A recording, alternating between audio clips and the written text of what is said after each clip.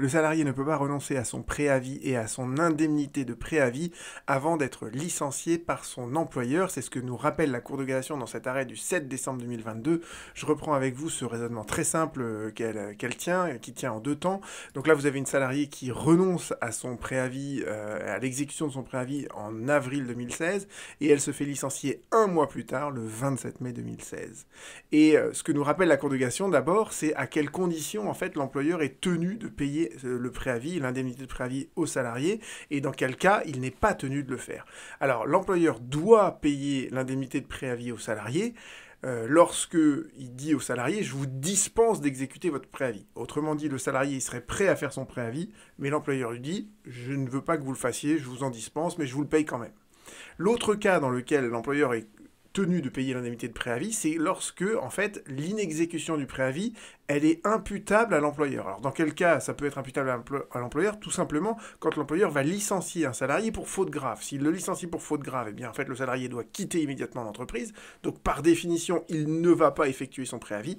Mais le juge, finalement, estime qu'il n'y a pas de faute grave, il y a juste une cause réelle et sérieuse, ou même pas de cause réelle et sérieuse. Et donc, dans ces cas-là, l'employeur, il est condamné à payer au salarié son indemnité de préavis. La seule situation dans laquelle en fait l'employeur n'a pas à payer donc l'indemnité de préavis, c'est lorsque le salarié lui-même dit bon moi je me barre de l'entreprise, je ne serai pas là demain. Donc dans ces cas-là, vous voyez bien que l'inexécution du préavis, elle est imputable au salarié et le salarié peut même éventuellement s'exposer à des dommages et intérêts, mais bon ça c'est plus théorique que réel. J'ai pas d'exemple, j'ai jamais vu un seul jugement qui condamnait un salarié à des dommages et intérêts pour n'avoir pas effectué son préavis. Donc ça vous rappelle les conditions dans lesquelles, justement, donc l'employeur doit payer le préavis et le seul cas dans lequel il ne doit pas payer le préavis. Et ce que nous dit la Cour de cassation juste après, c'est que c'est un principe qui irrigue d'ailleurs plein de branches du droit, mais qui est rappelé en droit du travail, c'est que l'employeur et le salarié ne peuvent pas renoncer par avance au droit de se prévaloir des règles du licenciement. Pourquoi? Parce que en droit, on est très frileux à ce qu'on appelle les renonciations anticipées. On n'aime pas que les gens y renoncent de manière anticipée à un droit qu'ils n'ont pas encore.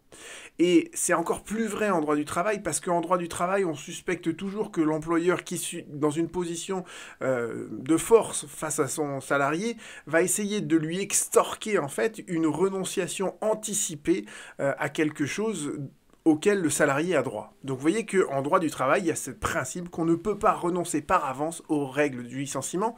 Or, l'exécution du préavis, le paiement du préavis, c'est un droit qui naît après le licenciement. Parce que le préavis, c'est la période, vous voyez, pendant laquelle, après le licenciement, le contrat poursuit ses effets, pendant 1 mois, 2 mois, etc.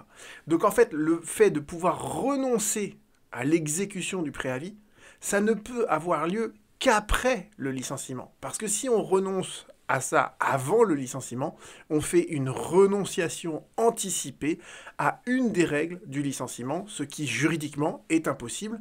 Et donc là, vous comprenez que la salariée, elle renonce le 21 avril à l'exécution de son préavis, mais elle n'est licenciée que 1 mois plus tard. Eh bien, cette renonciation qu'elle avait fait 1 mois avant, elle n'avait aucune valeur juridique et l'employeur a été condamné à lui payer son indemnité de préavis. À bientôt.